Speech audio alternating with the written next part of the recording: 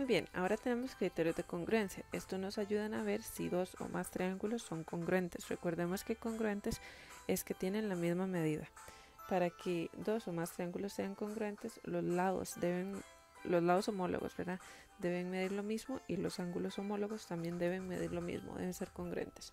Okay, entonces el primer criterio es lado, ángulo, lado. Okay, aquí hay uno parecido, bueno, uno igual en el criterio de semejanza. ¿Cuál es la diferencia? Aquí los lados homólogos deben ser iguales y el ángulo también. Recordemos que allá los lados deben ser proporcionales. Aquí los lados deben ser iguales. Entonces, aquí tenemos la simbología que nos ayuda a verificar cuál es el homólogo de cuál, ¿sí? Entonces, por ejemplo, yo tengo AC. AC es el primero y el último, por lo tanto debe ir con DF. Okay, vamos a ver si DF mide 10, perfecto, vamos bien. Ahora, el ángulo en medio siempre va a ser el ángulo que esté en medio de esos lados. No estamos hablando de ningún otro ángulo, tiene que ser ese.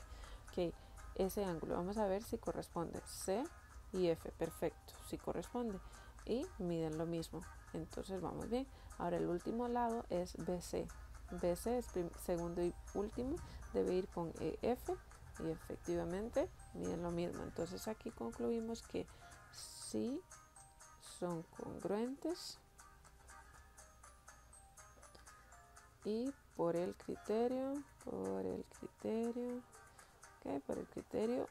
L a L. Ahora vamos al criterio lado, lado, lado. Vean que en el de semejanza, los criterios de semejanza, también tenemos uno que es lado, lado, lado. Simplemente que allá los lados deben ser proporcionales. Aquí los lados homólogos deben ser iguales, deben medir lo mismo. Entonces, comprobamos. AB debe ir con DF. AB es 7 y DE es 7. Ahora, BC. BC es 8, BC debe ir con EF y EF también es 8, perfecto. Y el último lado que nos queda mide 13 y este también mide 13. Entonces ponemos que sí son congruentes por el criterio lado, lado, lado, ¿sí? Ahora el último criterio, este sí es diferente. Este criterio es ángulo, lado, ángulo. Significa que nos están dando dos ángulos y un lado, pero ese lado debe estar en medio de esos dos ángulos. Eso es muy importante. Entonces, recordemos que estas rayitas nos indican que miden lo mismo. ¿Sí? Por ejemplo, este y este miden lo mismo. Ahora solo hay que ver si son los homólogos. Verifiquemos. El que tiene una rayita es C y F. Muy bien, está bien, son homólogos. Vamos bien, miden lo mismo. ¿Sí? Entonces marcamos, estos dos miden lo mismo y son homólogos. Ahora el otro que nos dan es D. D debe ir con A.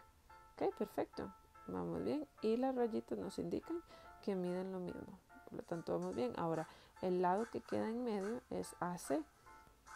AC va con DF.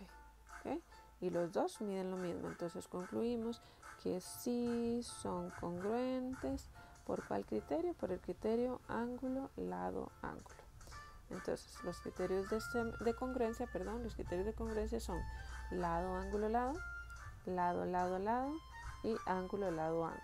No los confundamos con los de semejanza, hay que hacer bien la diferencia. Lo repito, lado, ángulo, lado, lado, lado, lado, ángulo, lado, ángulo. La única diferencia con los criterios de semejanza es que en los de semejanza los lados deben ser proporcionales y aquí en congruencia los lados deben ser iguales, deben medir lo mismo. Si este es homólogo con este, deben medir lo mismo. Este es homólogo con este, deben medir lo mismo.